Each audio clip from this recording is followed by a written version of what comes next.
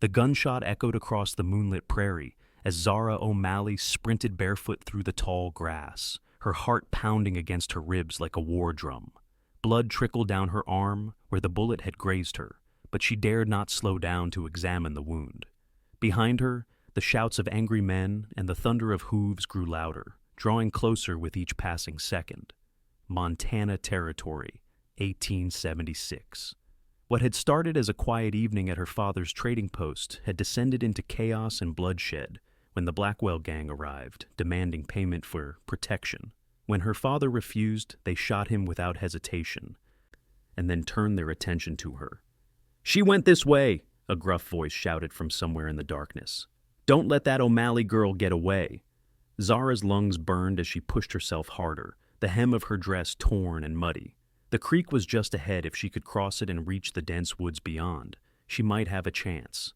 The cool night air stung her tear-streaked face as she splashed into the shallow water, desperate to reach the opposite bank. A shot rang out, sending water spraying near her feet. Too close. They were too close. "Get her, boys!" 500 to whoever catches her first. Panic threatened to overwhelm her as she scrambled up the opposite bank, her fingers digging into the mud. She had to keep going, had to find help. The nearest town was 15 miles away, too far to reach on foot before they caught her. The sound of a horse approaching from the east made her freeze. Had they circled around to cut her off? She ducked behind a fallen log, trying to control her ragged breathing. Through the darkness, she could make out the silhouette of a lone rider moving at a breakneck pace across the open prairie. Not one of the gang, they were still behind her, crossing the creek. The rider suddenly veered, heading directly toward the pursuing men. Zara watched in disbelief as the stranger drove his horse straight into their path, forcing them to rein in sharply. "What the hell?" one of the gang members shouted. "Evening, gentlemen," came a deep voice, calm but edged with steel.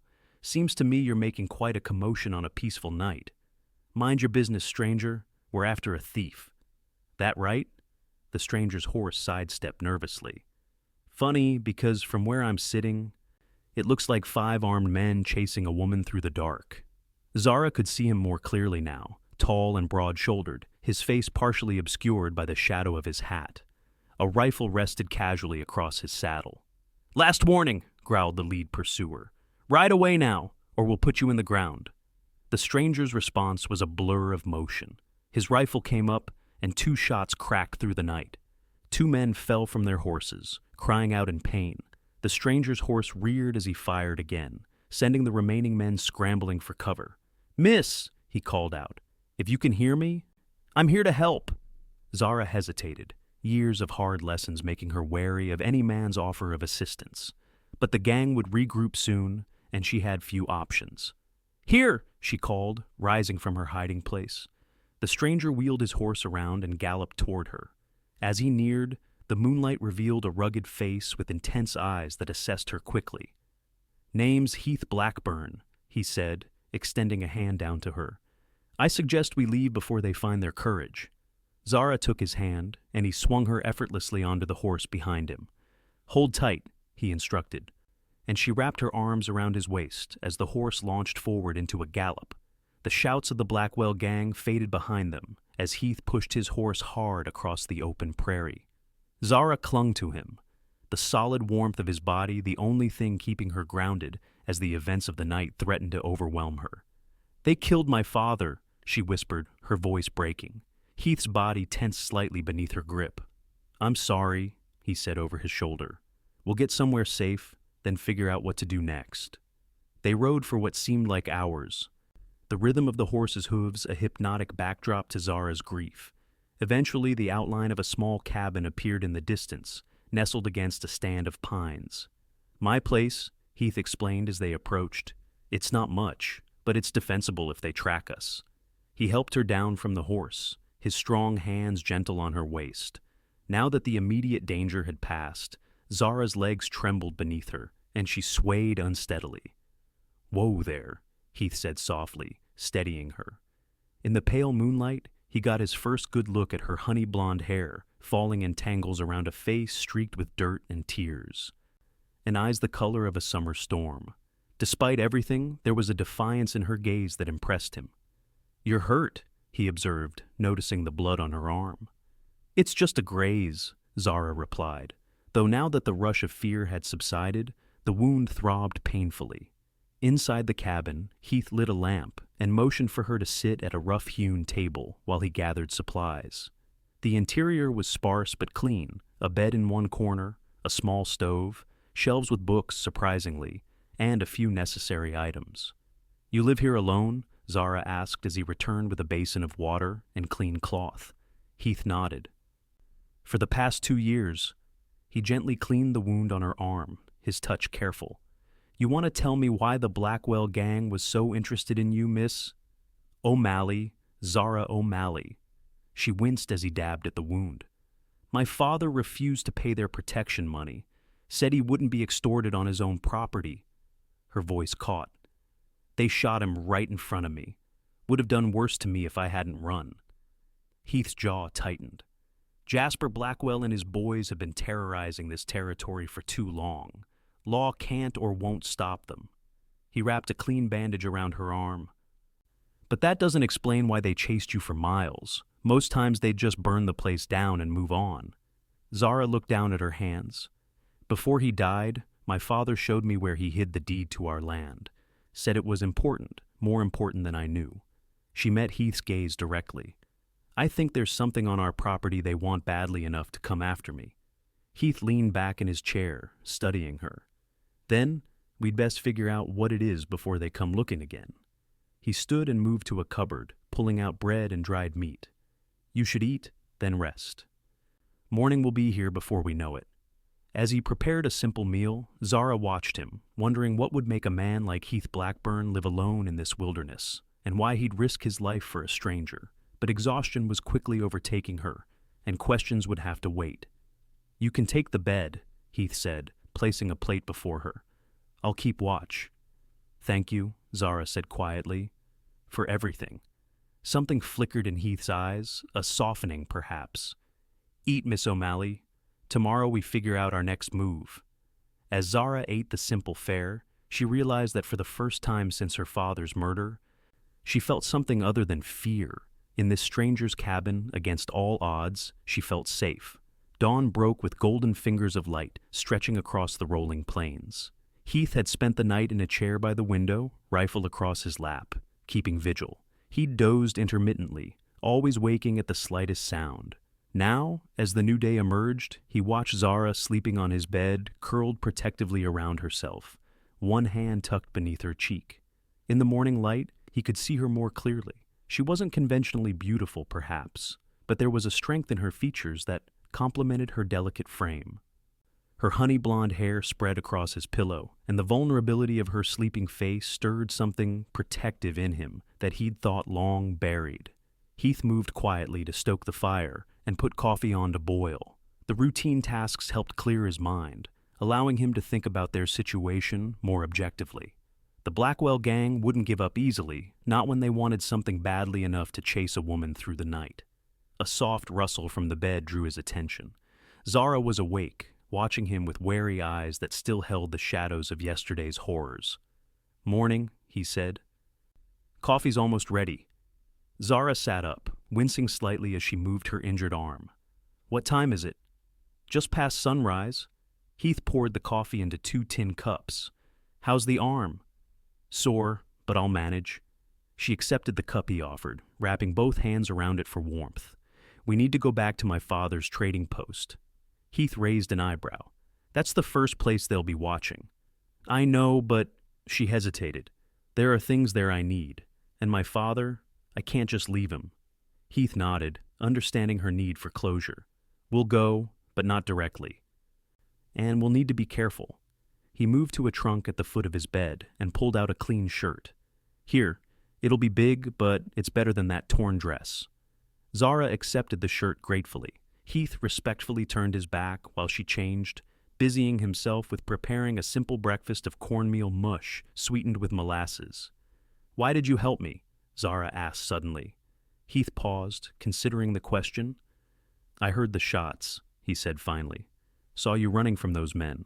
Wasn't much of a choice." "Most would have ridden the other way." "I'm not most," he set a bowl before her. Eat. We've got a long day ahead. As they ate, Heath outlined his plan. They would circle wide around the trading post, approach from the ridge above where they'd have a good view of any activity below. If it seemed safe, they would go down, bury her father, gather what she needed, then leave quickly. And after that, Zara asked. Heath met her gaze steadily. After that, we figure out what the Blackwell Gang is after, and we make sure they don't get it. They set out an hour later, Heath's powerful chestnut gelding carrying them both. Zara sat behind him, her arms around his waist, trying to maintain a respectful distance but finding it impossible as the horse navigated the rough terrain. Heath seemed unbothered by her proximity, his focus entirely on their surroundings, watching for any sign of pursuit or ambush. "You ride well," he commented after she adjusted seamlessly to a particularly steep descent. "Been around horses long?" "All my life," Zara replied. "My mother died when I was young. My father raised me more like a son than a daughter taught me to ride, shoot, track. Said a woman alone in this territory needed those skills more than fancy manners." "Smart man?" "He was." Grief thickened her voice. "He gave up everything to start over out here after the war. Said the mountains could heal what Virginia broke in him." Heath nodded. "Lot of men came west for that reason." "Is that why you're here?" she ventured. "Running from something?" The muscles in his back stiffened beneath her hands. "Something like that," he said after a long pause. Then, clearly changing the subject. "We'll reach the ridge by midday, be able to see the trading post from there." Zara didn't press further, sensing she'd touched on something Heath wasn't ready to share. Instead, she focused on the landscape around them, the vast, rolling prairie giving way to more rugged terrain, as they approached the foothills where her father had built their home and business 5 years earlier. The sun was high overhead when they reached the ridge overlooking the O'Malley trading post. Heath dismounted and helped Zara down, then retrieved his field glass from his saddlebag. "Stay low," he instructed, moving to the edge of the ridge. Through the glass, he surveyed the scene below. The trading post appeared deserted, no horses tied at the hitching post, no movement visible through the windows. The door stood open, swinging slightly in the breeze. Off to one side, Zara's father's body lay where he had fallen, untouched. "No sign of them," Heath reported, handing the glass to Zara. "But that doesn't mean they're not nearby." Zara took the glass with trembling hands, focusing on her father's still form. Tears blurred her vision, but she blinked them away, forcing herself to assess the situation clinically, as her father had taught her. "They've ransacked the place," she observed. "See how the supplies are scattered? They were looking for something." Heath nodded. "Likely the deed you mentioned. We'll need to be quick. In and out before they return." They led the horse down the narrow trail to the trading post, approaching cautiously. Heath insisted on entering first, his rifle ready, while Zara waited outside. After ensuring the building was empty, he called her in. The interior was in shambles, shelves overturned, supplies scattered across the floor, her father's ledger books torn apart. Zara moved through the destruction with a heavy heart, gathering a few personal items, a small photograph of her parents, her mother's silver comb, a change of clothing. "The deed," Heath reminded her gently. "Is it still where your father hid it?"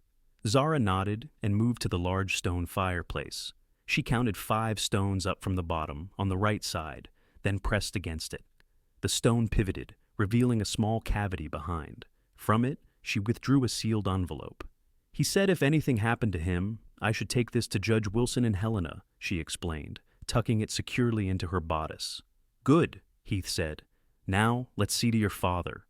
Together, they carried Patrick O'Malley's body to a spot beneath the old cottonwood tree, where Zara said her mother was buried.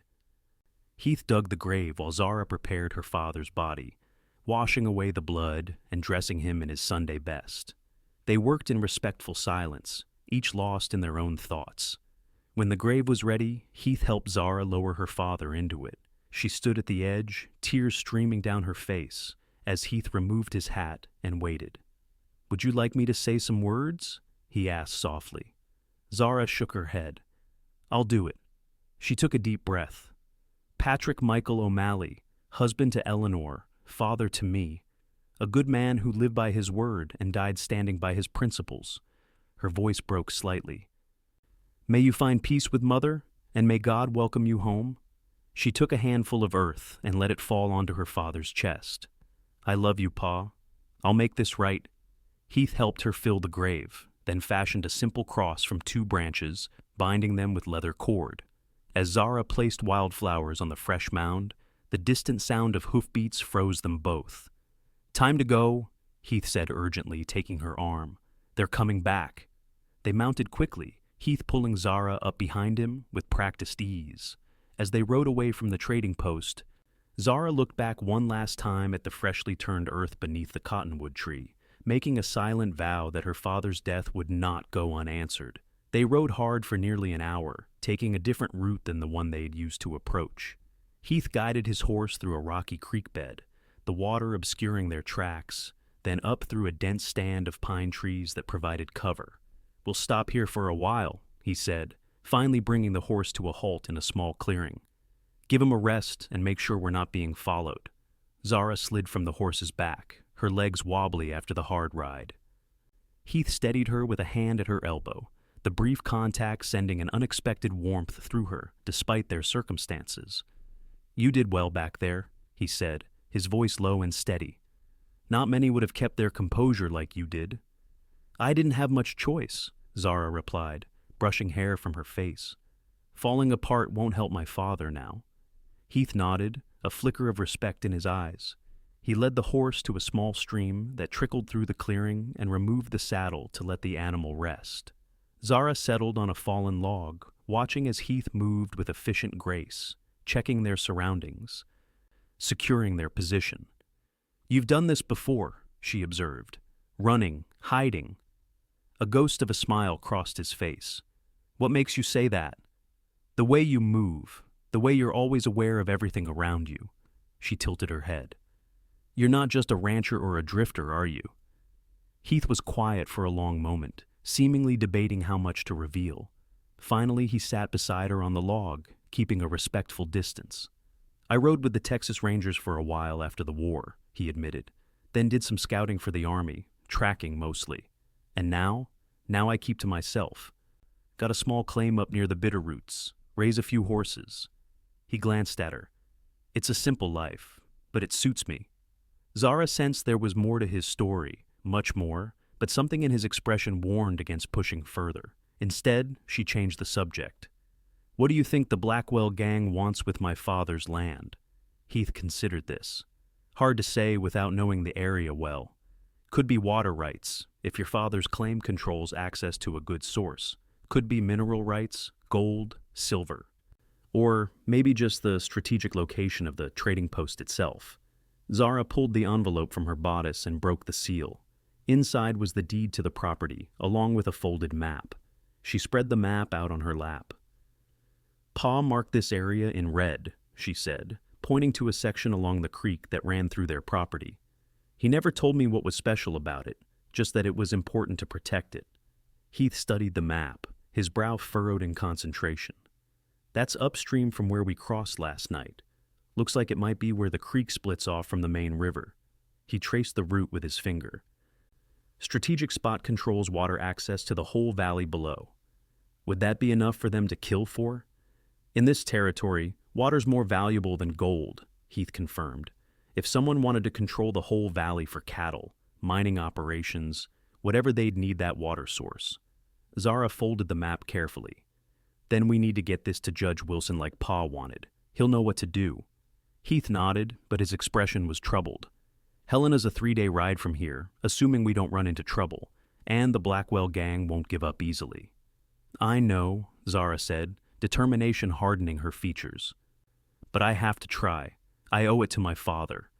Their eyes met, and something passed between them, an unspoken understanding, perhaps, or recognition of a kindred spirit. Heath was the first to look away. "We should move soon," he said, rising to his feet. "Head north for a while to throw them off, then circle back toward Helena. I know some trails they won't think to watch." As they prepared to leave, Zara watched Heath adjusting the saddle on his horse. Despite having known him less than a day, she trusted this quiet, capable man more than she'd trusted anyone since her father. It was unsettling, this quick connection. But in the wilderness of the Montana Territory, alliances were formed out of necessity, not luxury. What she couldn't have known was that Heath Blackburn was watching her too when she wasn't looking, and he was finding it increasingly difficult to maintain the emotional distance that had kept him safe all these years. They rode north through the afternoon, Heath guiding them along game trails and through dense stands of trees, always alert for signs of pursuit. The land grew more rugged as they ascended into higher elevations, the air cooler, tinged with the scent of pine. "We'll make camp in that hollow ahead," Heath said as twilight approached. "Good defensive position, and there's a spring nearby." The hollow he'd selected was a natural depression surrounded by large boulders that would shield their campfire from view. Heath efficiently set about establishing their camp, while Zara gathered firewood from the surrounding area, grateful for the physical activity that kept her mind occupied. As darkness fell, they sat beside a small, carefully built fire, sharing a meal of jerky and biscuits from Heath's supplies. Zara watched the flames dancing, her thoughts drifting to the trading post that had been her home for the past 5 years. "I keep seeing it," she said softly. The moment they shot him, the look on his face surprise, mostly. Like he couldn't believe someone would actually do it. Heath was quiet for a moment. "First time I saw a man killed, I was 16. Working cattle drive in Texas. Rustlers hit us at night, shot the trail boss when he stood up to them." His eyes reflected the firelight. "That look never leaves you. How do you live with it?" "You just do," he said simply. "You carry it, learn from it, try to make sure it doesn't happen again on your watch." They fell silent, each lost in their own memories. The crackling of the fire and the distant call of a night bird were the only sounds in the wilderness around them. "You should get some sleep," Heath said eventually. "I'll take first watch." Zara wanted to argue that she could take a watch too, but exhaustion was already pulling at her. She settled onto the bedroll Heath had laid out for her, using her folded jacket as a pillow. "Heath," she said, as he moved to sit on one of the boulders overlooking their camp, "why are you really helping me? You could have just ridden away after getting me to safety." He looked at her for a long moment, his face half in shadow. "I've spent too many years riding away," he said finally. "Maybe it's time I stood for something." With that cryptic response, he turned his attention to the darkness beyond their camp, leaving Zara to ponder his words as she drifted into an uneasy sleep. She woke to Heath's hand on her shoulder, his voice low and urgent. "Riders," he whispered, moving along the ridge to the east. Zara was instantly alert, years of frontier living having trained her to wake quickly. "Blackwell's men? Can't be sure, but they're traveling in formation, not like ordinary travelers." Heath was already dousing their fire with dirt. "We need to move, now." They packed quickly, working by moonlight. Heath saddled his horse while Zara secured their supplies, moving with quiet efficiency. Within minutes, they were mounted and moving deeper into the forest, away from the approaching riders. The night was clear, stars brilliant in the vast Montana sky, providing just enough light to navigate through the trees.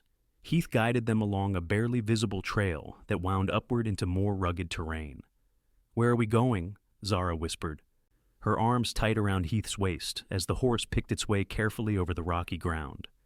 "There's an old trapper's cabin about 2 miles from here," Heath replied softly. "We can hole up there until morning, see if we've shaken them." The trail became steeper, forcing them to dismount and lead the horse.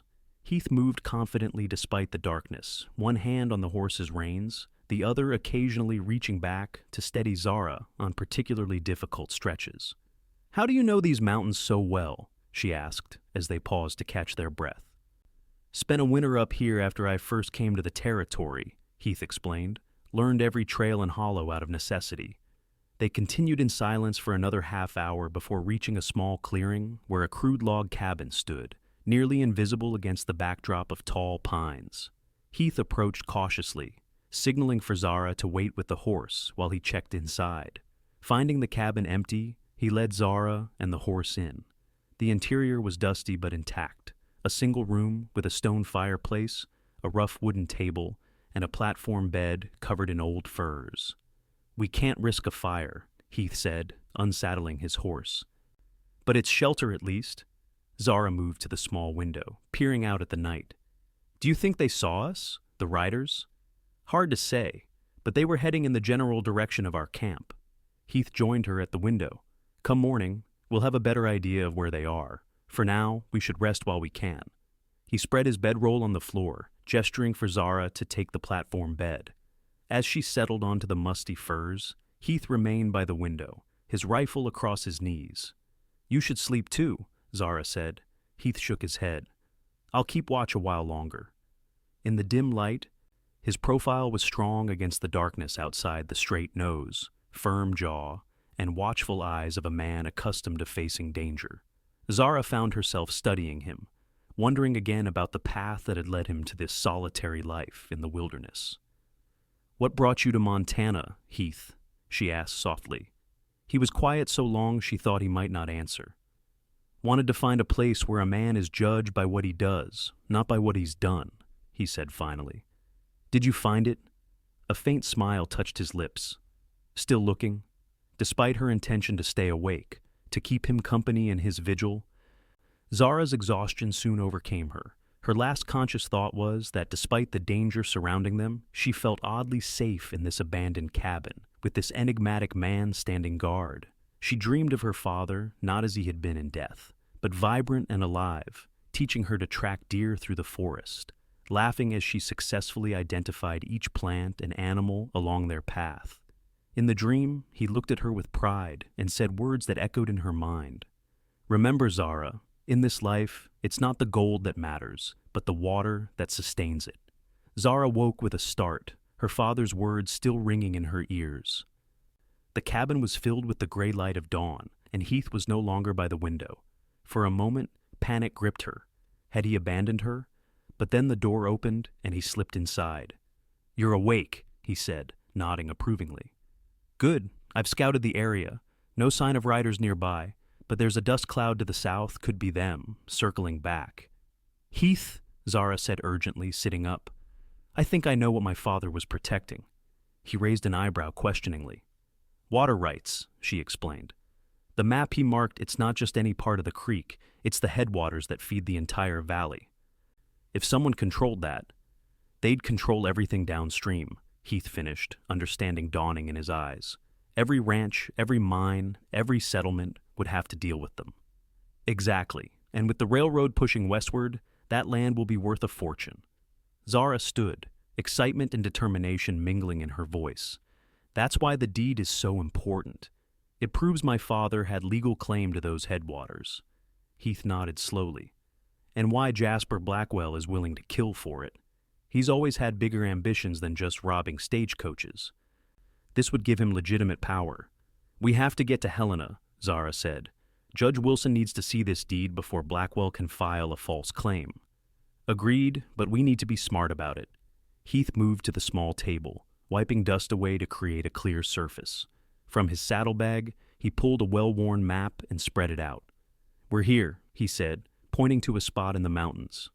Helena's here.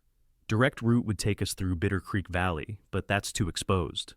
Zara studied the map. What about this trail? She asked, tracing a line that skirted the eastern edge of the mountains.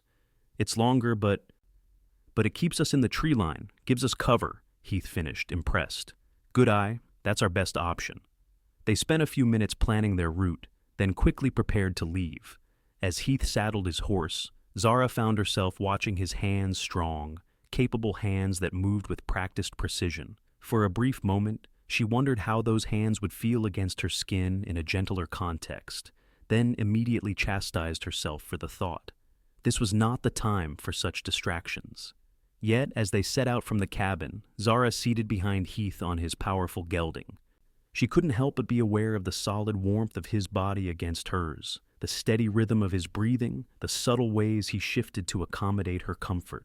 Despite the danger, despite her grief, something was awakening in her, something she had never expected to feel for a man she had known for barely 2 days.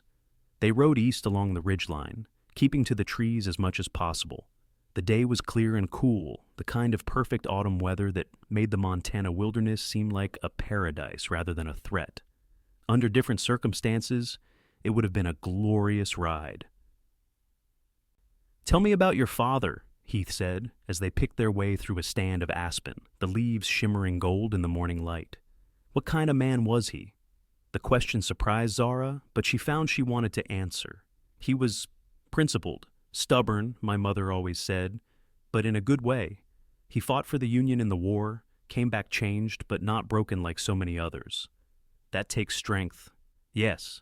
Zara smiled at the memory. He believed in justice, in doing right even when it was hard. After Mother died of fever, he decided to head west. Said Virginia held too many ghosts. I was 15 then. Old enough to choose to stay with relatives, but I couldn't imagine life without him. So you came to Montana? Yes, it was wild, beautiful, terrifying at first. But Pa made it feel like an adventure instead of exile. He taught me everything he knew how to run the trading post, how to deal with trappers and miners, how to survive when winter closed in. Her voice caught slightly. He was everything to me. Heath was quiet for a moment, absorbing her words. He sounds like a good man. He was, Zara affirmed. The best. She hesitated, then added softly, he would have liked you, I think. Heath glanced back at her, a question in his eyes. He admired directness, she explained, and courage. He had no patience for men who talked big but shrank from action when it mattered. A small smile touched Heath's lips. High praise. They continued in companionable silence for a while, the only sounds the steady rhythm of the horse's hooves on the forest floor and the occasional call of birds overhead. As the sun climbed higher, they stopped in a small clearing to rest the horse and eat a sparse meal of jerky and dried fruit from Heath's supplies. We'll reach Elk Creek by nightfall, Heath said, pointing to their map.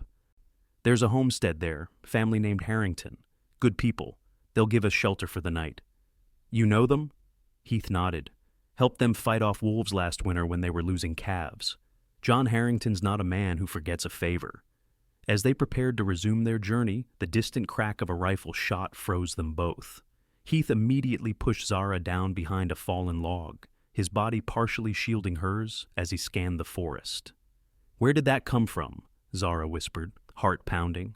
South, I think, but it echoed. Heath's eyes narrowed as he studied the terrain.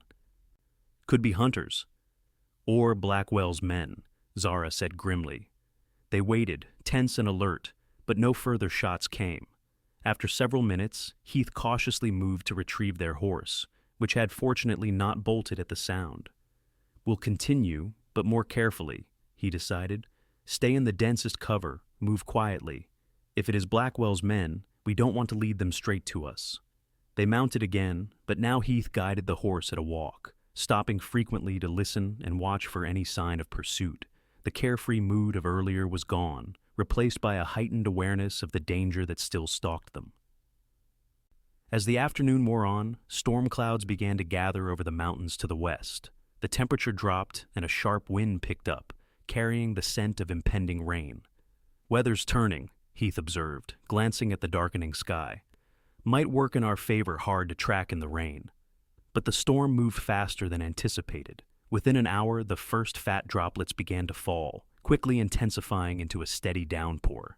Heath urged the horse to a quicker pace, but the trail was rapidly becoming slick and treacherous. There's a rock overhang about half a mile ahead, he shouted over the increasing roar of the rain. We can shelter there until this passes. Zara clung to him, her clothes already soaked through, hair plastered to her face.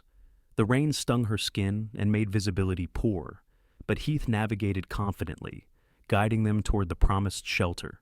The overhang, when they reached it, was a substantial rock formation that jutted out from the mountainside, creating a natural roof. Heath helped Zara dismount, his hands lingering at her waist a moment longer than necessary. Her sudden awareness of his touch made her breath catch, an unexpected warmth spreading through her despite her sodden clothing. Heath led the horse under the overhang, then quickly gathered fallen branches to create a barrier against the wind-driven rain. Within the makeshift shelter, they were protected from the worst of the storm, though the temperature continued to drop as evening approached. You're shivering, Heath observed, concern evident in his voice. Zara tried to smile through chattering teeth. I'm all right. No, you're not. We need to get you dry and warm. Heath rummaged in his saddlebags, producing a surprisingly dry blanket. Here, you need to get out of those wet clothes. Zara hesitated, suddenly shy despite the practical necessity. "I'll turn my back," Heath said, understanding her discomfort. "But you need to change quickly before you catch your death."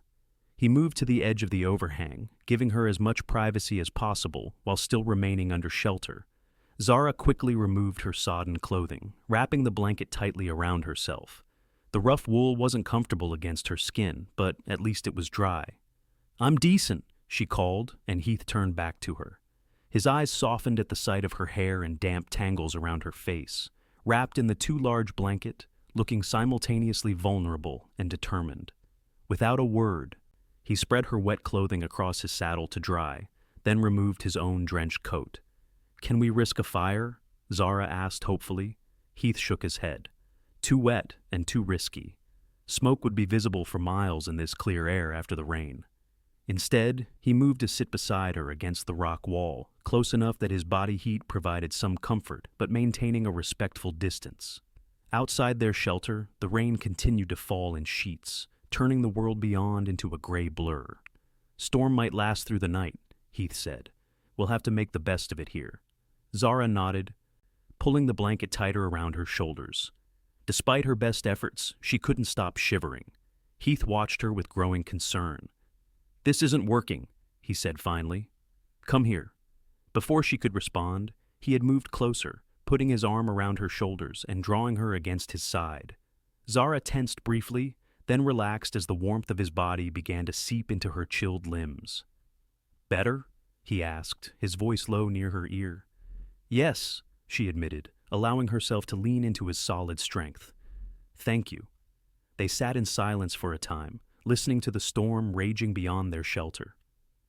Gradually, Zara's shivering subsided, replaced by a drowsy warmth that made her eyelids heavy.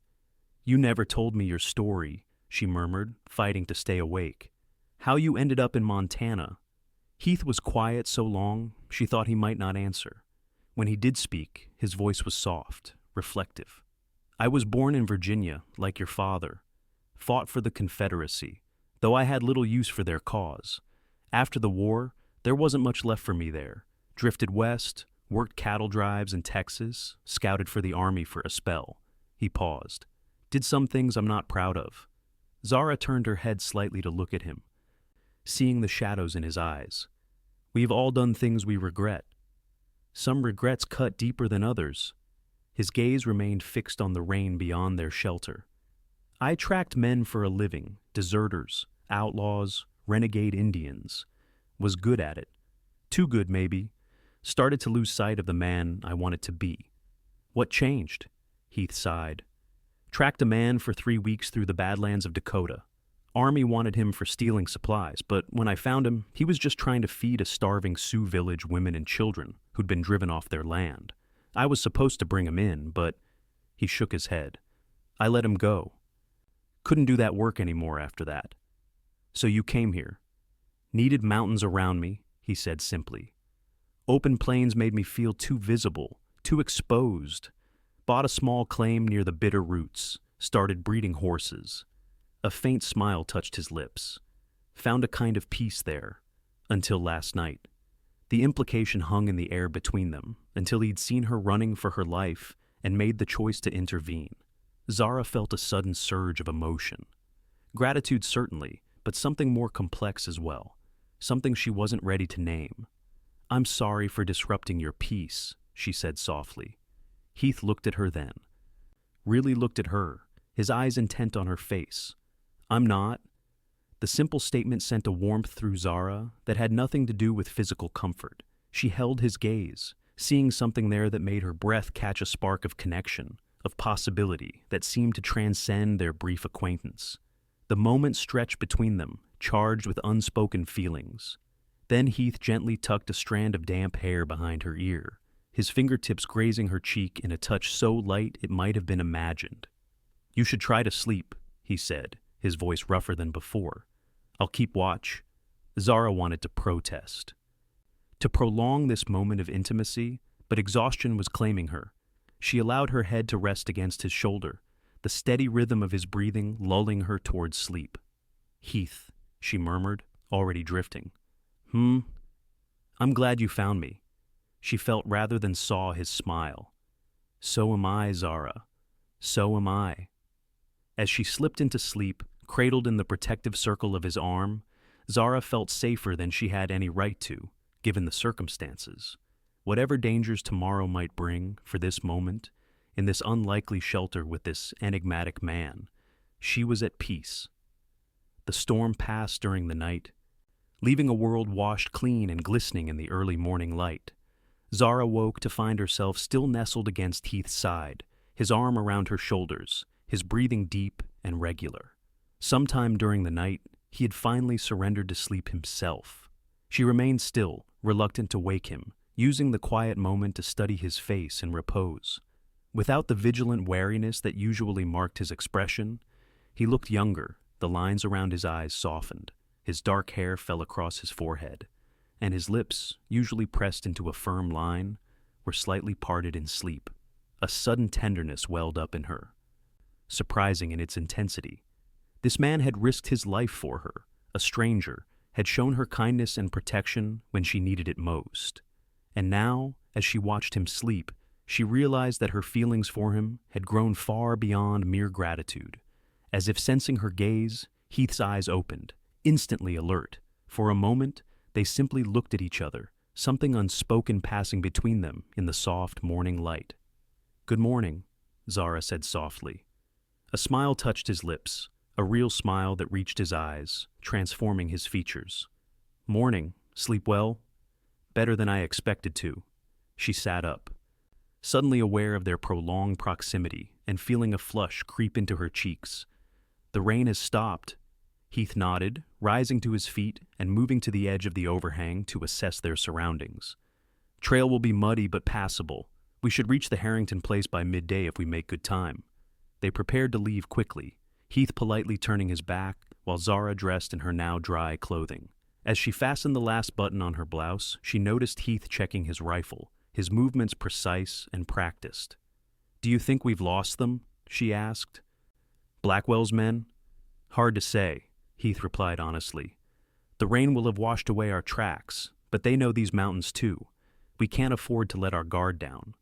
They set out as the sun cleared the eastern ridges, the forest around them alive with the sounds of birds and small animals. Despite the danger that still lurked, Zara found herself appreciating the beauty of the wilderness, the vibrant greens of pine and spruce, the flash of a blue jay's wing, the distant peaks still draped in remnants of the previous winter's snow. Heath guided his horse carefully along the muddy trail, one hand on the reins, the other resting near his rifle, always alert. They spoke little, both aware that sound carried far in the clear mountain air. By mid-morning, they had descended from the higher elevations, the forest giving way to more open terrain, rolling meadows dotted with stands of aspen and birch. In the distance, they could see smoke rising from what Heath said was the chimney of the Harrington homestead. As they approached, Heath raised a hand in greeting to a man working a fence line. John Harrington straightened, shading his eyes against the sun, then waved back enthusiastically when he recognized his visitor. "Heath Blackburn!" he called as they drew near. "What brings you to these parts?" Heath dismounted, helping Zara down beside him. "Need a favor, John? This is Miss Zara O'Malley. We're headed to Helena. Had some trouble with Jasper Blackwell's gang." Harrington's friendly expression darkened at the mention of Blackwell. "Nasty business, that. Martha and I heard about the trouble at the O'Malley trading post." He turned sympathetic eyes to Zara. "Your father was a good man, miss. We traded with him often. I'm powerful. Sorry for your loss." "Thank you," Zara said quietly. "Come on up to the house," Harrington invited. "Martha will be glad for the company, and you both look like you could use a hot meal." The Harrington homestead was a well-built cabin with several outbuildings, a vegetable garden, and a small corral holding a few horses and milk cows. Martha Harrington, a pleasant-faced woman in her 40s, welcomed them warmly, immediately setting about preparing food, while John took care of Heath's horse. Seated at the Harrington's sturdy table, with a plate of venison stew before her, Zara felt almost normal for the first time since her father's murder. The simple domesticity of the scene, Martha bustling about the kitchen, John and Heath discussing the condition of the trails ahead, provided a momentary respite from the danger and grief that had dominated the past days. "We can't thank you enough for your hospitality," Zara said, as Martha refilled her coffee cup. "Nonsense, child. It's what neighbors do," Martha replied with a warm smile. "Besides, any friend of Heath's is welcome here. He saved our livestock last winter, probably saved our lives too, though he'd never admit it." Heath looked uncomfortable with the praise. "Anyone would have done the same." "No, they wouldn't have," John said firmly. "Rode 15 miles through a blizzard to help strangers? Most would have stayed by their own fire." Zara glanced at Heath, seeing again the man beneath the stoic exterior, someone who would risk himself for others without hesitation, without expectation of reward. It was becoming increasingly difficult to maintain emotional distance from him. As the meal concluded, John spread a map on the table, and he and Heath discussed the best route to Helena. "River's running high with the rain," John advised. "Bridge at Cooper's Crossing will likely be underwater. You'll need to head north, cross at Willow Ford instead." "That adds half a day," Heath observed, tracing the alternate route with his finger. "Better than drowning," John replied pragmatically. "And there's this," he lowered his voice. "Word is, Blackwell's got men watching the main trails to Helena. Seems he's mighty interested in anyone heading that way right now." Heath and Zara exchanged glances. Their suspicions about the importance of the water rights were being confirmed. "Any chance we could borrow a second horse?" Heath asked. "We'd be faster with 2 mounts." "Take my mare," John offered without hesitation. "Bring her back when you can, or don't consider it payment for those wolves." Heath started to protest, but John waved him off. "I won't hear arguments. You need speed, and Daisy's the fastest horse I own next to my stallion." The matter settled, they prepared to depart after a brief rest. Martha packed food for their journey, while John saddled his mare, a sleek sorrel, with intelligent eyes and clean lines. "She's steady on the trail," John assured Zara, as he helped her mount. "Not prone to spooking, and she'll go all day if you treat her right." Heath secured their supplies, checked both saddles, then mounted his own gelding. "We owe you, John," he said sincerely. "Both of you." John shook his head. "Just get that girl safely to Helena, and we'll call it even." As they rode away from the homestead, Zara felt both heartened and sobered by the encounter. The Harringtons' kindness was a reminder that good people still existed in this harsh territory, but John's warning about Blackwell's men watching the trails to Helena underscored the danger that still pursued them. "Your friends are good people," she said, as they established a steady pace eastward. "Salt of the earth," Heath agreed. "The territory needs more like them and fewer like Blackwell." They rode side by side now that Zara had her own mount, able to converse more easily than when sharing Heath's horse.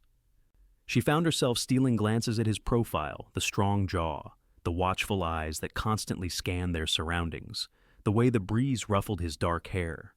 "What will you do?" she asked suddenly. "After we reach Helena, I mean." Heath looked surprised by the question. "Haven't thought that far ahead. Get you safely to Judge Wilson, I suppose. Make sure your father's deed is properly recorded. And then back to your claim in the mountains?" He nodded, but something in his expression suggested uncertainty. "That was the plan." "Was?" Heath was quiet for a moment, his eyes fixed on the trail ahead. "Plans have a way of changing," he said finally, "sometimes for the better." Before Zara could ask what he meant, Heath raised his hand, signaling for silence. He reined in his horse, head tilted as he listened intently. "Riders," he said softly, "coming up from the south." Zara strained her ears and heard it too, the distant rhythm of hoofbeats, moving fast. They were in a vulnerable position, a relatively open meadow, with the nearest substantial cover several hundred yards ahead. "Make for those trees," Heath instructed, pointing to a stand of pines at the edge of the meadow. "Don't gallop unless I signal fast movement draws the eye." They urged their horses forward at a brisk walk, trying to appear unhurried despite the tension coursing through them. Zara's heart pounded in her chest, but she kept her seat steady, following Heath's lead. The riders behind them were drawing closer, the sound of hoofbeats growing louder. At Heath's signal, they increased their pace to a trot, then a canter as they neared the tree line. "They've spotted us," Heath said grimly as shouts echoed across the meadow. "Ride!" They spurred their horses into a gallop, racing for the cover of the trees. Zara bent low over her mare's neck, urging the animal to greater speed. Behind them, Their pursuers were gaining ground, the thunder of hooves accompanied now by the sharp crack of rifle fire. A bullet whizzed past Zara's head, close enough that she felt the displacement of air. Another struck a tree as they entered the forest, sending splinters flying. Heath led them on a weaving course through the pines, using the trees for cover while maintaining their forward momentum. "Stay with me," he called as they plunged deeper into the forest. The terrain grew steeper, the trees more densely packed. Their pursuers were falling behind, hampered by the difficult ground and limited visibility. Heath guided them up a narrow ravine, then through a shallow creek, the water obscuring their tracks. Finally, after what seemed like hours but was likely only 20 minutes of hard riding, Heath signaled for them to stop in a small clearing surrounded by thick undergrowth. Both horses were lathered and breathing hard from the exertion. "Listen," Heath whispered. They sat perfectly still, straining to hear over their own ragged breathing and the horses' snorts. Distantly, they could make out voices, cursing and shouting orders, but the sounds were moving away from them, not toward them. "They've lost our trail," Heath said with grim satisfaction. The creek worked. Zara sagged in her saddle, the adrenaline that had sustained her during their flight draining away, leaving her shaky and exhausted. "How many were there?" she asked. "I counted 5, Heath replied, dismounting to check his gelding's legs for any injury. "Blackwell's men, by the look of them. They know we're heading to Helena." "What now?" Heath considered their options, his expression thoughtful. "We need to get off this trail, find another way to Helena." He looked up at her. "It's going to mean rough country, Zara. No established trails. Are you up for that?" Despite her fatigue, Zara straightened in her saddle. "I can handle it." A flicker of admiration crossed Heath's face. "I believe you can." He remounted his gelding. "We'll head northeast, cut through the hills. It's longer, but less likely to be watched." As they set out again, moving at a more sustainable pace through the increasingly rugged terrain, Zara reflected on how quickly her life had changed. A week ago, she had been helping her father inventory supplies at the trading post, her greatest concern whether they had enough coffee to last until the next supply wagon arrived. Now she was fleeing for her life through the wilderness, with a man who was rapidly becoming more important to her than she had ever anticipated. The afternoon sun filtered through the trees as they followed game trails and dry creek beds, gradually putting distance between themselves and Blackwell's men. Heath remained vigilant, frequently stopping to listen and check for signs of pursuit. But it appeared they had successfully evaded their hunters for now. As evening approached, they found a suitable campsite in a protected hollow, a small clearing with a spring-fed pool, surrounded by dense pines that would hide a small fire. Heath insisted they make a cold camp nonetheless, unwilling to risk smoke being spotted. "One more day to Helena," he said, as they shared a simple meal of jerky, hard biscuits, and dried fruit. "If we start at dawn, we can make it by nightfall tomorrow." Zara nodded, trying to focus on the practical matters at hand, rather than the hollow feeling that was growing inside her at the thought of their journey ending. Once they reached Helena, once her father's deed was safely in Judge Wilson's hands, Heath would return to his solitary life in the mountains. And she, what would she do? The trading post held too many painful memories now. But it was the only home she had. "What are you thinking?"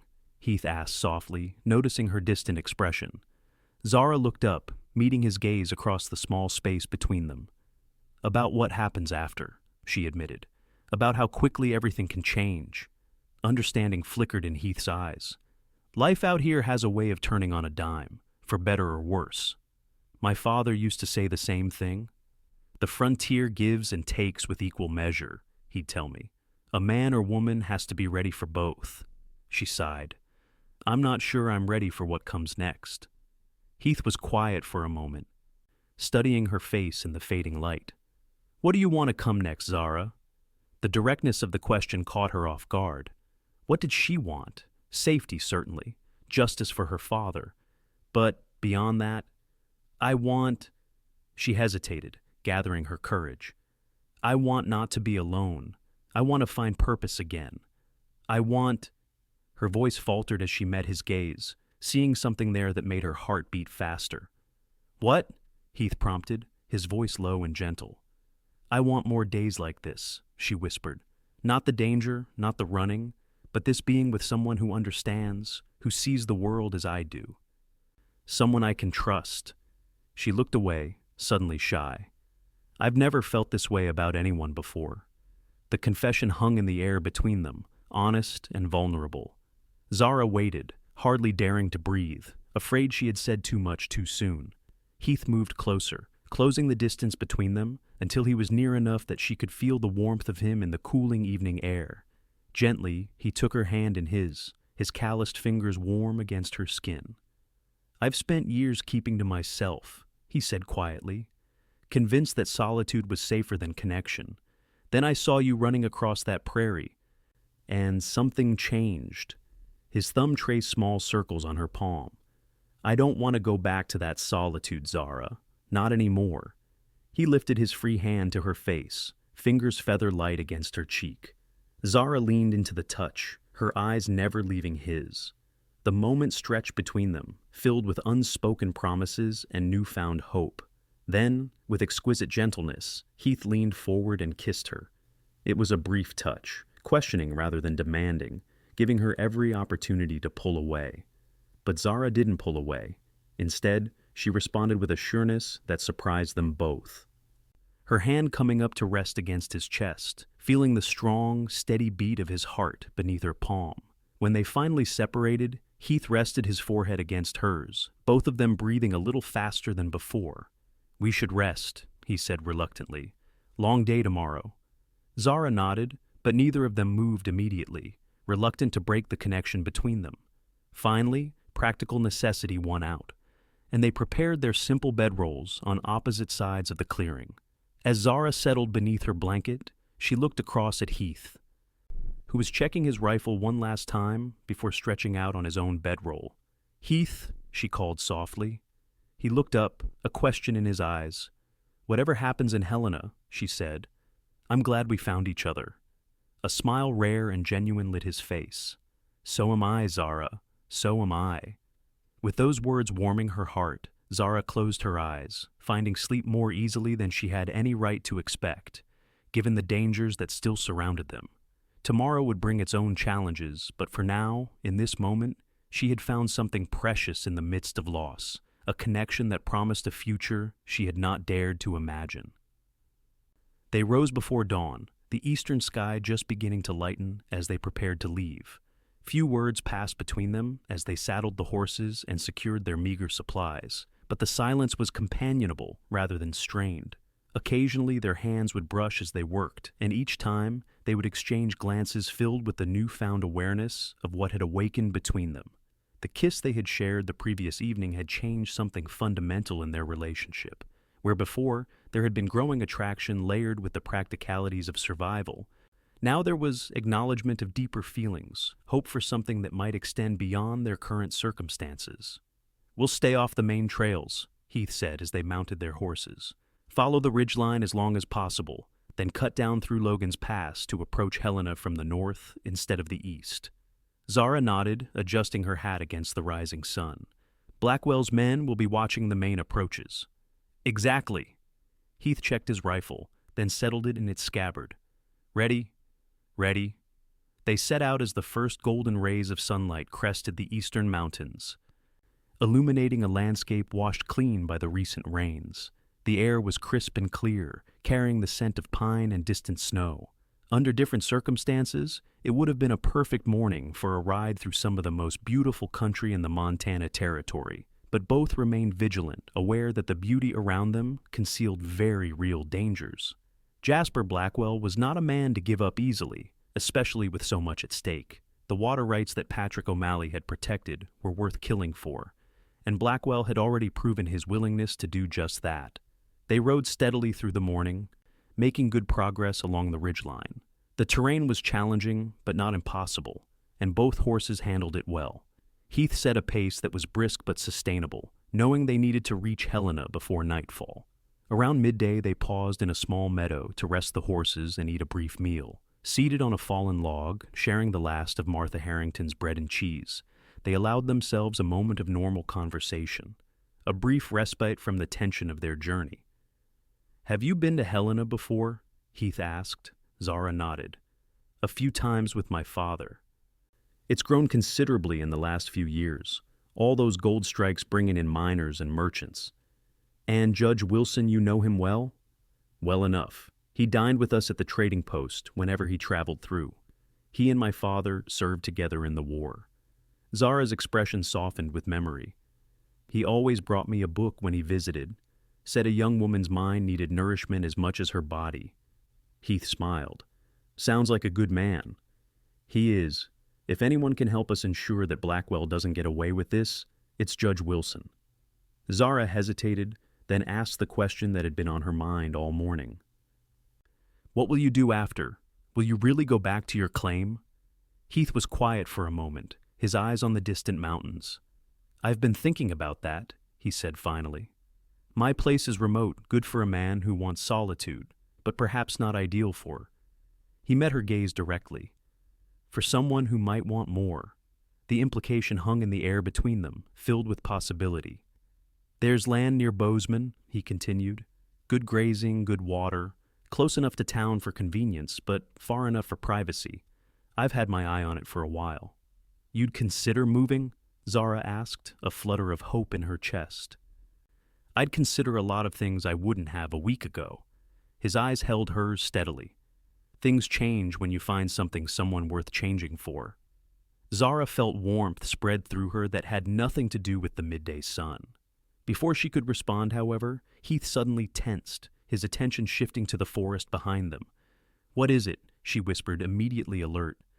Not sure, he murmured. Thought I heard something. They remained perfectly still, listening. For several moments there was nothing but the natural sounds of the wilderness, the rustle of leaves in the breeze, the call of a jay from a nearby tree. Then, faintly but unmistakably, came the sound of a branch snapping under a heavy weight. Get to the horses, Heath said quietly. Now. They moved quickly but without panic, gathering their few possessions and mounting swiftly. Heath led the way out of the meadow, choosing a game trail that wound through dense underbrush, providing cover as they retreated. Did you see anything? Zara asked once they were well away from the meadow. Heath shook his head. Could have been an animal, could have been a man, not taking chances either way. They pushed on at a faster pace.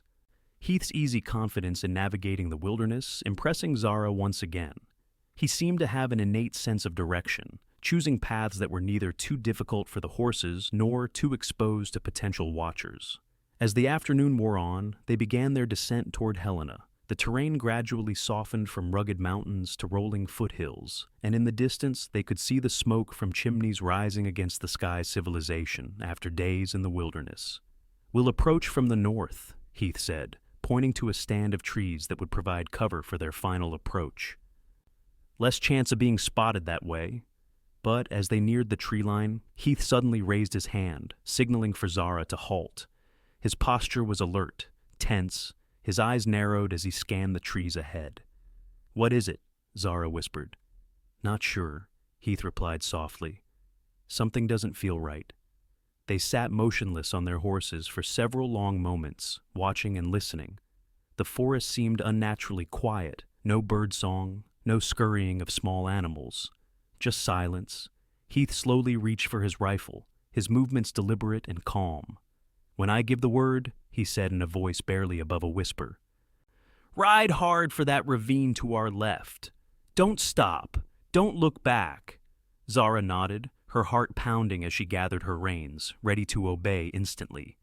The shot came without warning, a single rifle crack that echoed across the hillside. Heath's horse reared in panic as the bullet struck the ground inches from its front hooves. In the same fluid motion, Heath brought his rifle up and fired into the trees where the shot had originated. Now, he shouted. Ride!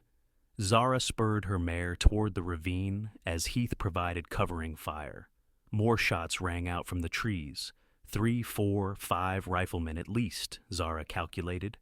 Too many, even for Heath's skill with a rifle. She reached the ravine and turned, expecting to see Heath right behind her. Instead, she watched in horror as his horse stumbled, apparently hit by a bullet, pitching Heath forward over its neck. He managed to roll clear as the horse went down, coming up in a crouch with his rifle still in hand. Heath! She screamed. He glanced at her, then back at the trees where their attackers were hidden. "Go!" he shouted. "Get to Helena. I'll hold them off." "I won't leave you." "You must." Heath fired again, then ducked as bullets kicked up dirt around him. "The deed, Zara, your father's land. Get it to Judge Wilson." Tears blurred her vision as she recognized the impossible choice before her. If she stayed, they would both likely be killed, and her father's sacrifice would be for nothing. If she left Heath behind, a bullet struck the edge of the ravine near her head, showering her with dirt and small stones. Her mare danced nervously, eager to flee the gunfire. "Go, Zara!" Heath called again, desperation edging his voice. "Please!" With an anguished cry, Zara turned her horse and galloped down the ravine, each hoof beat feeling like a betrayal. Behind her, she could hear the continued exchange of gunfire, Heath's measured shots, and the more chaotic firing of multiple rifles. Then, as she rounded a bend in the ravine, the sounds of battle were abruptly cut off, leaving only the thunder of her mare's hooves and the pounding of her own heart. Helena was less than 5 miles ahead. Judge Wilson's office was on Main Street, near the courthouse. If she could reach him, deliver the deed, perhaps there would still be time to send help back for Heath, if he was still alive. The thought sent a stab of pain through her heart so intense she nearly reined in her horse to turn back. But the memory of Heath's desperate plea kept her moving forward. He had risked everything to get her this far. She would not fail him now. The sun was low in the western sky when Zara finally reached the outskirts of Helena. The growing town spread before her, wooden buildings lining wide streets, the gleaming dome of the new courthouse visible in the fading light. She slowed her exhausted mare to a walk as they entered the town, aware that a woman riding at a gallop would attract unwanted attention. Despite her urgency, she forced herself to move calmly through the streets, her eyes constantly scanning for any sign of Blackwell's men. Main Street was busy with early evening activity miners and businessmen heading to saloons, shopkeepers closing up for the day, families returning home for supper. Zara felt conspicuous in her travel-worn clothing, her hair wild from the hard ride, but no one paid her particular attention as she made her way toward the courthouse. Judge Wilson's office was located in a 2-story building with a painted sign above the door. M. Wilson, Circuit Judge. Zara dismounted, her legs shaky after hours in the saddle, and tied her mare to the hitching post outside. For a brief moment, she hesitated. Suddenly overwhelmed by the enormity of what had happened, her father's murder, the flight through the wilderness, Heath's sacrifice. Then she straightened her shoulders, drawing on reserves of strength she hadn't known she possessed, and pushed open the door. A clerk looked up from his desk, eyebrows rising at her disheveled appearance. "Can I help you, miss?" "I need to see Judge Wilson," Zara said firmly. "It's urgent." "The judge is in a meeting." "Tell him Zara O'Malley is here," she interrupted. "Patrick O'Malley's daughter. He'll see me." The clerk hesitated, then nodded and disappeared through a door behind his desk. Moments later, he returned, followed by a tall, distinguished-looking man with silver hair and a neatly trimmed beard. "Zara?" Judge Wilson said, shock evident in his voice. "Good Lord, child. I just heard about Patrick yesterday. What in heaven's name—" "Judge Wilson," Zara interrupted, her voice steady despite her racing heart. "I need your help. My father was murdered by Jasper Blackwell's gang because of this." She withdrew the deed from her bodice and handed it to him. "And right now, a good man is fighting for his life because he helped me bring it to you." The judge's expression grew grave as he quickly scanned the document. "Come into my office," he said, placing a gentle hand on her shoulder. "Bryant, fetch the sheriff. Tell him to come immediately." In the judge's office, Zara quickly explained everything: the attack on the trading post, Heath's intervention, their journey to Helena, and the ambush in the foothills. As she spoke, the judge's expression darkened. "Blackwell's gone too far this time," he said when she had finished. "Murder, attempted murder, ambush, these are hanging offenses." He studied the deed thoughtfully. "And now I understand why. This document confirms your father's water rights to the headwaters of Elk Creek, the primary water source for the entire Eastern Valley. With the railroad coming through, that land will be worth a fortune." A knock at the door announced the arrival of Sheriff Thomas Hayes, a stocky man with a weathered face and watchful eyes. "Judge," he acknowledged, then turned to Zara. "Miss O'Malley, I was mighty sorry to hear about your father." "Sheriff, we have a situation," Judge Wilson said, quickly bringing Hayes up to speed on what Zara had told him. The sheriff listened intently, his expression hardening. "How many men ambushed you in the foothills?" he asked Zara. "At least 5, maybe more," she replied. "They had Mr. Blackburn pinned down when I left. He stayed behind so I could get away." Hayes nodded grimly. "I know Blackburn. Good man in a tight spot." He turned to the judge. "I'll gather a posse, head out immediately." "I'm coming with you," Zara said, rising from her chair. Both men started to protest, but Zara cut them off. "I know exactly where the ambush took place. I can lead you there faster than you could find it on your own. And Heath—" Her voice caught slightly. "Mr. Blackburn risked his life for me. I won't sit safely in town while he might be dying out there." Sheriff Hayes studied her for a moment, then gave a short nod. "Fair enough, but you'll stay with me. Follow my orders without question. Understood?" "Understood." "I'll have the deed filed and secured immediately," Judge Wilson assured her. "And I'll send telegrams to the territorial governor and federal marshal. Jasper Blackwell's reign of terror ends today." Within 30 minutes, Sheriff Hayes had assembled a posse of 12 reliable men, all well armed and mounted on fresh horses. Zara had been given a fresh mount as well. Her exhausted mare left in the care of the livery stable. As they prepared to depart, Judge Wilson approached Zara one last time. "Be careful," he said, patting her hand. "Patrick would be proud of you, child. Very proud indeed." Tears stung Zara's eyes at the mention of her father, but she blinked them away. "Thank you," she said simply. They rode out of Helena as the last light faded from the sky, heading north toward the foothills where Zara had left Heath.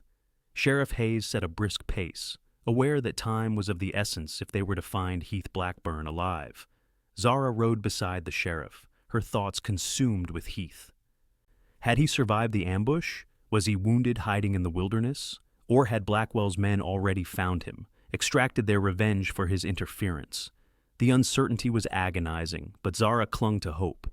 Heath was resourceful, skilled in wilderness survival. If anyone could stay alive after such an encounter, it was him. They reached the ravine where Zara had last seen Heath shortly before midnight. Sheriff Hayes called a halt, ordering his men to dismount and proceed on foot with extreme caution. "The ambush site is just ahead," Zara whispered, pointing to the ridge where she and Heath had been attacked. "They were firing from those trees." Hayes nodded. "Miller, Franklin circle around to the east. Johnson and Peters take the west. The rest of you spread out and approach from here. Miss O'Malley, you stay with me." The men moved out silently, experienced lawmen who understood the dangers of their task. Zara remained with the sheriff, her heart pounding so loudly she was certain he must hear it. They advanced slowly through the darkness, guided by the faint light of a quarter moon. As they neared the site of the ambush, Zara could make out a dark shape on the ground, Heath's horse, still where it had fallen. But of Heath himself, there was no sign. "Heath!" she called softly, unable to help herself. "Heath, are you here?" Silence answered her, broken only by the faint rustle of pine needles in the night breeze. Sheriff Hayes signaled for his men to search the area thoroughly. They spread out, examining the ground for tracks or any sign of what had happened after Zara's departure. "Sheriff!" one of the men called after several minutes. "Tracks here. Looks like a man dragging himself into these rocks." Zara rushed to where the deputy was pointing. In the dim moonlight, she could see scuff marks in the dirt leading toward a jumble of boulders at the edge of the tree line, and there a darker stain on the ground that she knew instinctively was blood. "Heath!" she called again, more urgently. A faint sound came from the rocks, so faint she might have imagined it. Sheriff Hayes raised his hand for silence, and they all listened intently. "There," the sheriff whispered, pointing toward a narrow crevice between 2 large boulders. "Someone's in there." Zara moved forward, but Hayes held her back. "Could be a trap," he cautioned. "Let me go first." Drawing his revolver, the sheriff approached the crevice cautiously. "Blackburn," he called. "Heath Blackburn, it's Sheriff Hayes from Helena. Miss O'Malley's with me." A moment of silence, then a weak voice replied, "Tom, that really you?" Relief flooded through Zara, so intense she nearly collapsed. Heath was alive. "It's me," the sheriff confirmed. You alone in there? Yeah, came Heath's reply, followed by a painful-sounding cough. Blackwell's men took off about an hour after the shooting stopped. Thought I was dead, I reckon. Sheriff Hayes holstered his weapon and motioned for Zara to join him. Together, they peered into the narrow space between the boulders. In the shadows, they could just make out Heath's form, propped against the rock wall. "Heath!" Zara cried, squeezing through the opening to reach him. In the dim light, she could see that his shirt was soaked with blood, his face pale and drawn with pain. "Oh God, you're hurt." "Not as bad as it looks," he said, though the weakness in his voice belied the claim. "Bullet grazed my side, another caught my leg. Lost some blood, but nothing vital hit." Sheriff Hayes joined them, quickly assessing Heath's injuries. "You're a lucky man, Blackburn. Few inches to the left. That side wound would have been through your heart." Heath managed a faint smile. Never been accused of having much luck before. His eyes found Zara's in the darkness. "You made it to the judge?" She nodded, tears streaming freely down her face now. "Yes, the deed is safe. Judge Wilson is filing it as we speak, and he's notified the territorial governor about Blackwell." Relief flooded Heath's features. "Good," he whispered. "That's good." Two of the sheriff's men carefully extracted Heath from his hiding place and carried him to where the horses waited. The wounds, while serious, were indeed not immediately life-threatening. The bullet had grazed his left side, leaving a deep furrow across his ribs, and another had passed through the flesh of his right thigh, missing the bone. Sheriff Hayes's deputy, a former Army medic, cleaned and bandaged the wounds as best he could. Then they fashioned a travois to transport Heath back to Helena. "We'll get you to Doc Perkins," the sheriff assured him. "Best sawbones in the territory. You'll be back on your feet in no time." Zara rode beside the travois as they made their way slowly back to town, unwilling to leave Heath's side even for a moment. Despite the pain of his wounds, he remained conscious, his eyes frequently seeking hers in the darkness. "I thought I'd lost you," she said softly during one such exchange, "when I couldn't hear the gunfire anymore." Heath reached for her hand, his grip weak but determined. "Takes more than Blackwell's thugs to finish me." He paused, then added more seriously, "I'm glad you went on, Zara. It was the right thing to do." "The hardest thing I've ever done," she admitted. His fingers tightened around hers. "The deed is safe. Your father's land protected. That's what matters." "No," Zara said firmly. "You matter too, more than I can say." Something flickered in Heath's eyes. Hope, perhaps. Or the recognition of a truth they had both been moving towards since that first night on the prairie. Before he could respond, however, Sheriff Hayes called for a halt to adjust the travois, and the moment passed. They reached Helena as dawn was breaking, the town just beginning to stir for the day. Doc Perkins, alerted to their approach, was waiting at his surgery when they arrived. Heath was carefully transferred inside, where the doctor immediately set to work properly treating his wounds. Zara paced anxiously in the waiting room, too overwrought for stillness. Sheriff Hayes had departed to organize the search for Jasper Blackwell and his gang, promising to return once Heath was treated. After what seemed an eternity, Doc Perkins emerged from the surgery, wiping his hands on a towel. "He'll be fine," he assured Zara before she could ask. "Lost a fair amount of blood, but the wounds themselves aren't severe. Clean entry and exit on the leg, and the side is mostly a deep graze. He's young, strong, should heal without complications if infection doesn't set in." "Can I see him?" Zara asked. The doctor nodded. "He's asking for you." "Just keep it brief. He needs rest more than anything right now."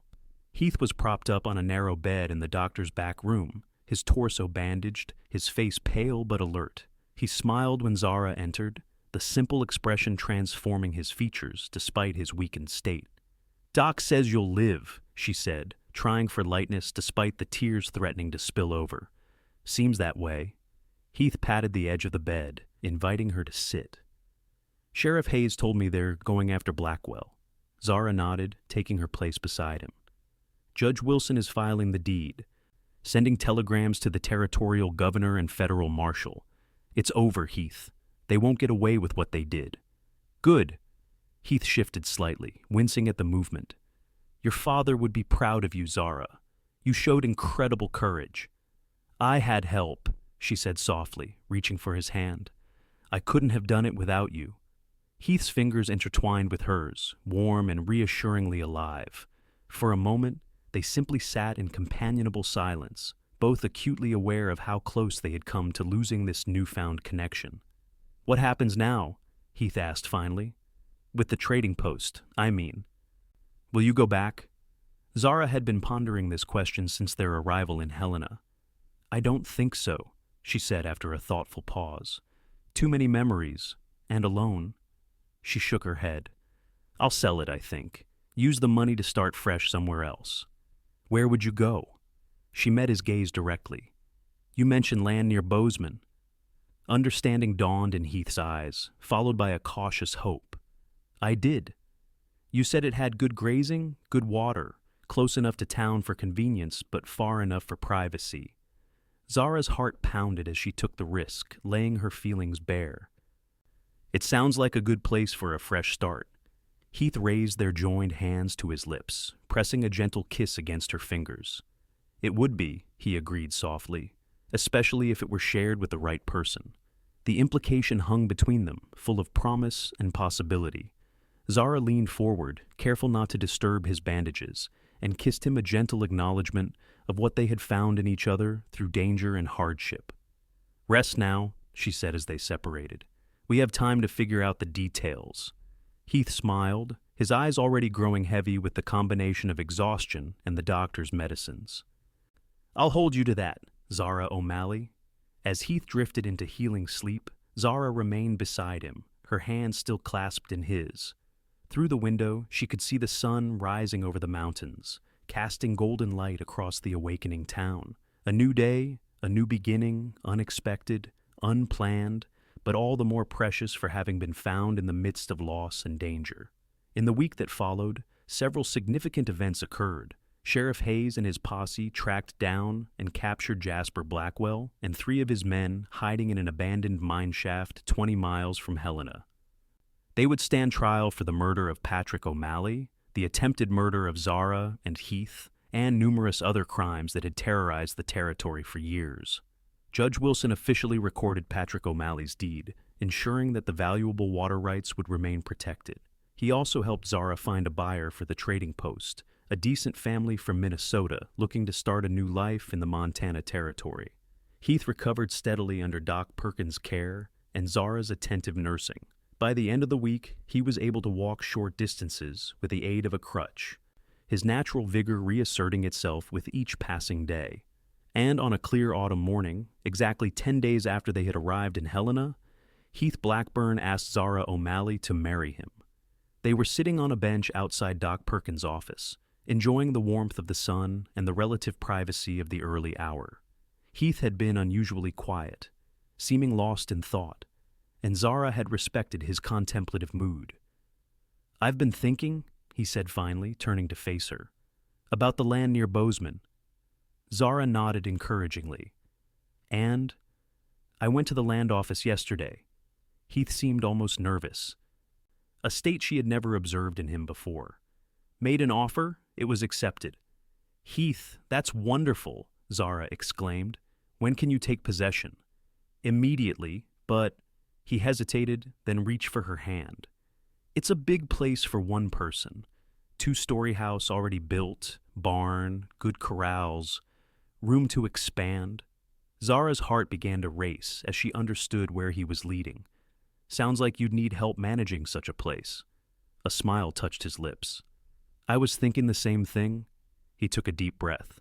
"Zara, I know we've only known each other a short time, but these past days, they've shown me more about you, about myself, about what I want from life than years of solitude ever did." He shifted to face her more directly, wincing slightly at the movement, but determined to do this properly. "I love you," he said simply. "I think I started falling for you that first night, watching you stand tall despite everything you'd been through. You're the bravest, strongest, most beautiful woman I've ever known, and I can't imagine going back to a life without you in it." Tears blurred Zara's vision as Heath continued. "I'm not a wealthy man, not in terms of money at least, but I can offer you a good home, honest work, and a heart that will cherish you every day for the rest of our lives." He squeezed her hand gently. "Zara O'Malley, will you marry me?" "Yes," she whispered without hesitation.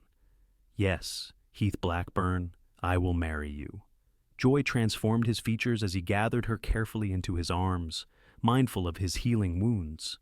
Their lips met in a kiss that sealed their promise, a kiss filled with the certainty of having found a love worth fighting for, worth risking everything for. They were married 2 weeks later in Judge Wilson's parlor, with the judge himself performing the ceremony. Martha and John Harrington made the journey to Helena to stand as witnesses, bringing with them Heath's horse, which had been recovered and nursed back to health at their homestead. The bride wore a simple blue dress purchased from Helena's finest dress shop, and the groom stood straight and proud, despite the lingering stiffness from his healing wounds. Their vows were straightforward but heartfelt, a promise to face whatever came good or bad together. As Judge Wilson pronounced them husband and wife, Heath drew Zara into a tender kiss, both of them acutely aware of how close they had come to never having this moment. "Ladies and gentlemen," Judge Wilson announced with evident pleasure, "may I present Mr. and Mrs. Heath Blackburn." The small gathering applauded warmly, genuine affection in their faces, for this couple whose courage and determination had helped bring a dangerous criminal to justice.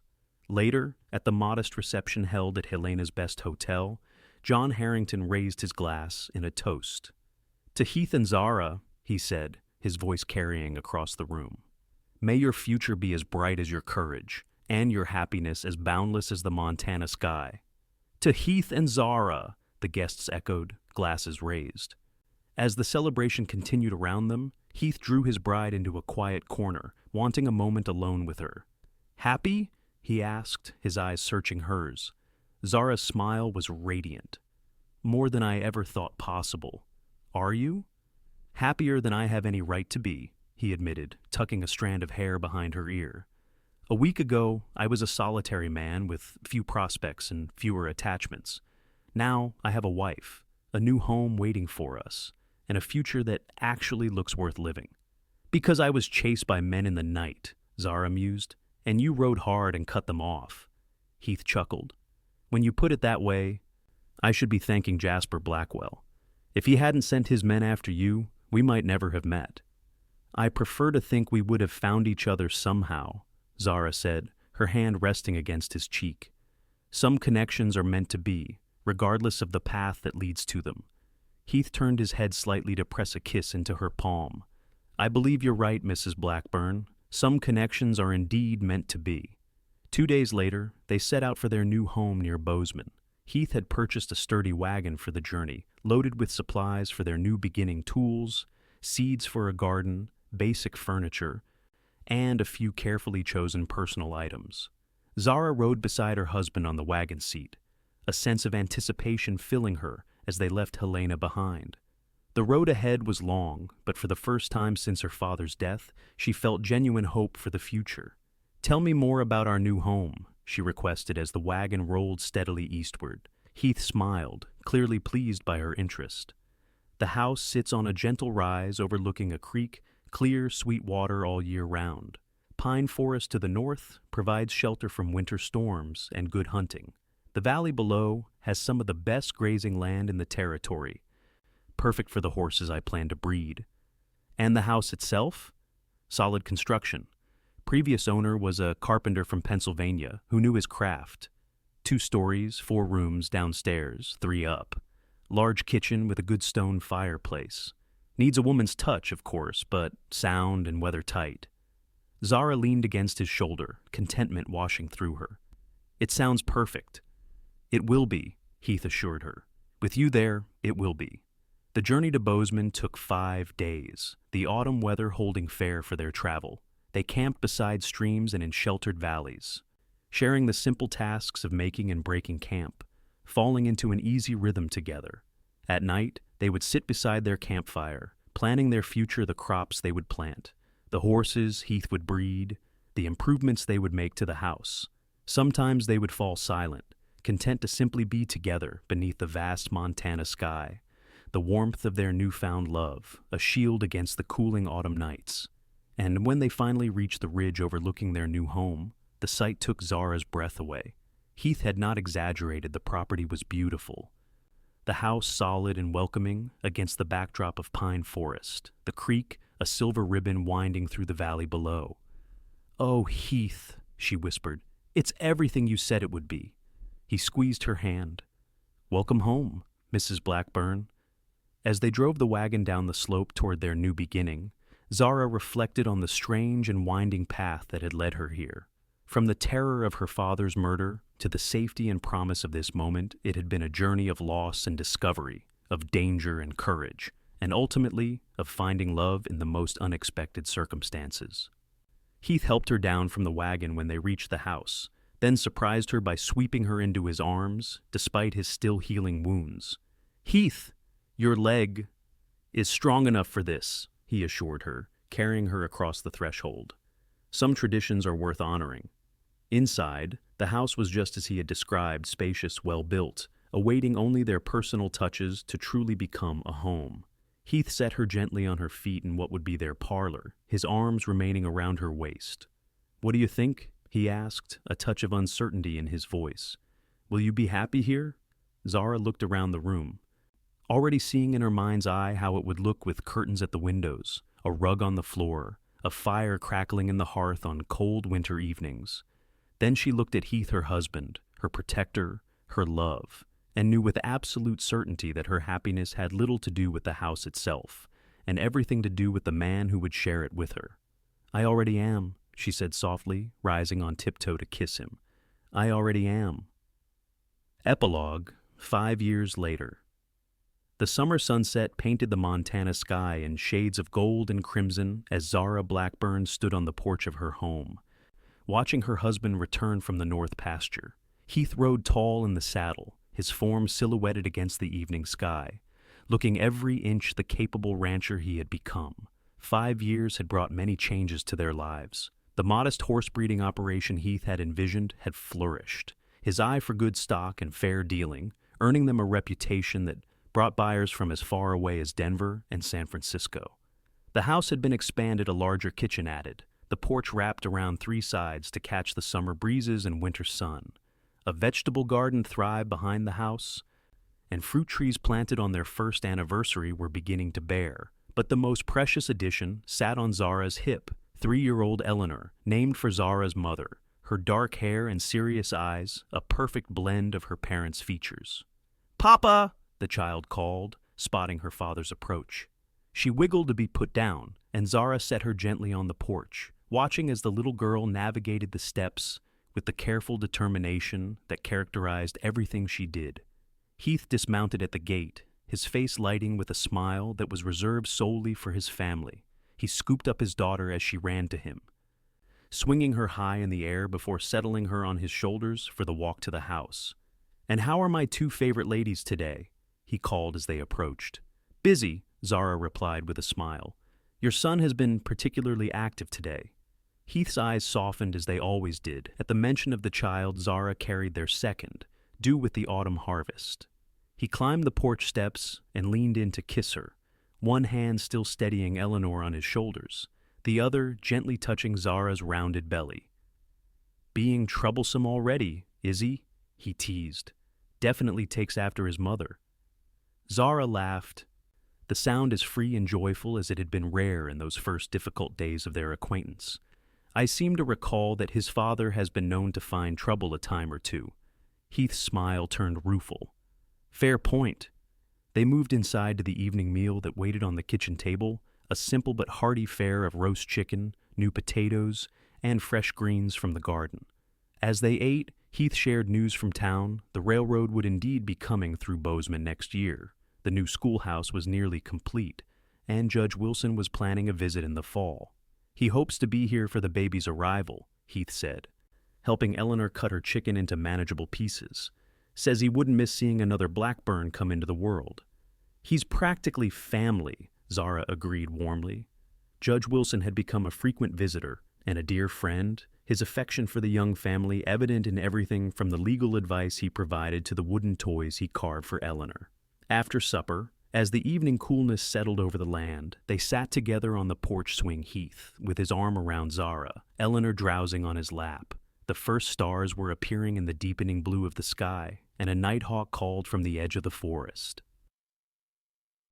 "Do you ever think about it?" Zara asked softly. "That night on the prairie?" Heath nodded, his fingers absently stroking her shoulder. "More often than you might expect. How could I not? It changed everything. 5 years had done nothing to diminish the miracle of their meeting, that moment when a man riding alone had seen a woman in the desperate flight and made the choice to intervene. That a chance encounter had led to this, a home, a family, a love that had only deepened with time, still seemed remarkable to them both. "I was so afraid," Zara remembered. "And then you were there, like something from a dream, riding out of the darkness." Heath's arm tightened around her. "Best decision I ever made, turning my horse toward those shots instead of away from them." Eleanor stirred in his lap, her sleepy voice joining the conversation. "Tell the story, Papa, about the brave lady and the bad men." Heath chuckled. "Again? You've heard it 100 times." "Please?" the child wheedled, suddenly more awake. "The one where Mama was chased by mean men and you rode hard and caught them." Zara and Heath exchanged amused glances over their daughter's head. The story had become a favorite bedtime tale, carefully edited for young ears, of course. "Very well," Heath agreed, settling more comfortably on the swing. "Once upon a time, on a night much like this one, a brave and beautiful lady named Zara was in great danger." As Heath's deep voice spun their own history into a child's adventure tale, Zara rested her head against his shoulder, contentment filling her heart. The path that had brought them here had been neither straight nor easy, but every difficult step, every moment of fear and uncertainty, had been worth it for this, for the love that had found them against all odds, for the family they had created together.